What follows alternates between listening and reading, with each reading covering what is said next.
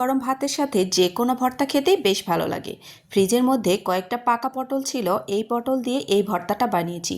পাকা পটলের এই ভর্তাটা যে কি মজা, একবার তৈরি করলেই বুঝতে পারবেন। পাকা পটলের ভর্তা করার জন্য আমি এখানে বেশ কিছুটা পাকা পটল নিয়েছি। তো আমি এখানে কয়েকটা পটল আগে থেকেই কেটে রেখেছি, আরও দুইটা রয়েছে, আমি আপনাদেরকে একটু কেটে দেখাচ্ছি। তো প্রথমে সামনের এবং পেছনের পাটটাকে কেটে ফেলে দেব এবং মাঝখান থেকে বিচি যে রয়েছে বিচিগুলোকে আমি ফেলে দিয়ে গোল গোল করে এই পটলগুলোকে কেটে নেব।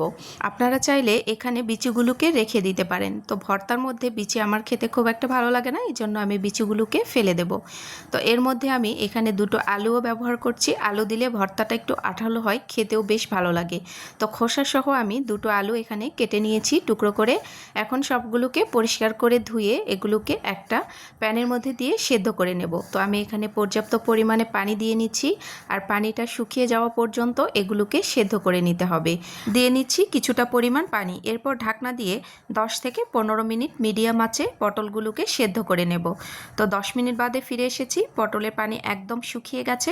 এগুলোকে আরও 5 মিনিটের মতো ভাজা ভাজা করে নেব। আমি এখানে তেল লবণ কোনোটাই ব্যবহার করিনি। তো কিছুক্ষণ এগুলোকে একদমই পানি শুকিয়ে ভাজা ভাজা করে নিয়েছি। এগুলোকে ঠান্ডা হওয়ার জন্য প্যানে রেখে দেব। ঠান্ডা হওয়ার পরে আমি এগুলোকে ব্লেন্ডার জারে দিয়ে ব্লেন্ড করে নেব।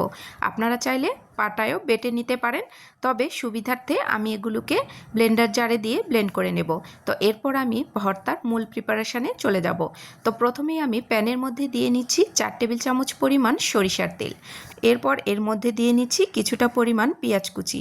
তো আমি এখানে দুটো বড় সাইজের পেঁয়াজ একদম কুচি করে কেটে নিয়েছি, আর দিয়ে নিচ্ছি 5-6টির মতো রসুনের কোয়া কুচি করে কেটে নিয়েছি, আর দিয়ে নিচ্ছি কয়েকটি কাঁচামরিচ। আমি এখানে 5-6টির মতো কাঁচামরিচ ব্যবহার করেছি।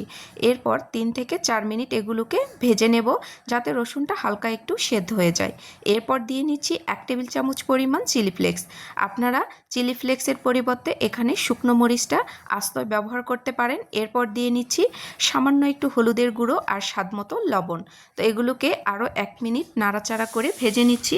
এরপর যে পটলগুলোকে সেদ্ধ করে রেখেছিলাম পুরোটাই এর মধ্যে দিয়ে নিচ্ছি। তো এইভাবে এই পাকা পটলের ভর্তাটা করে দেখবেন, খেতে বেশ মজাদার হয়। আর ঝালটা অবশ্যই 2 রকমের দেওয়ার চেষ্টা করবেন, তাহলে দেখবেন পটলের ভর্তার ফ্লেভারটা অনেক বেশি ভালো আসে। তো এগুলোকে নাড়াচাড়া করে একদমই টাইট করে শুকিয়ে নিতে হবে। তো দেখুন আমি আরও কিছুক্ষণ এগুলোকে ভাজা ভাজা করে নেব। যতক্ষণ না প্যানের গা থেকে ছেড়ে আসবে ততক্ষণ পর্যন্ত আমি এই পটল ভর্তাটাকে নাড়াচাড়া করে নেব। তো পটল ভর্তা মোটামুটি হয়ে গেছে। তো দেখুন কতটা সুন্দর কালার এসেছে, আর খেতেও অনেক বেশি মজাদার।